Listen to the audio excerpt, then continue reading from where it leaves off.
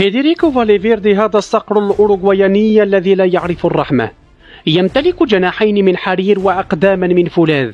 عندما يركض لا تسمع إلا هدير الرياح وراءه، وعندما يسدد تتحول الكرة إلى صاروخ عابر للقارات لا يعرف حدود ولا توقف. إنه اللاعب الذي لا يهادن ولا يساوم، مقاتل لا يستريح حتى ينهار كل من يقف في طريقه. حينما يستلم الكرة في منتصف الميدان تتغير معادلة المباراة كليا. فجأة تجد الخصوم يتراجعون، وكأنهم أدركوا أن تسديدة فالفيردي القادمة لن تكون مجرد محاولة عابرة، بل هي إعلان صريح بأن الشباك ستخترق لا محالة.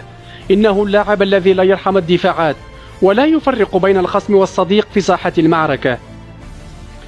الصقر الأوروغواياني يجمع بين القوة والمهارة وبين السرعة والانضباط التكتيكي. هو رجل المهمات المستحيلة، السهم الذي يخترق الحصون، واللاعب الذي يعتمد عليه في اللحظات الحاسمة.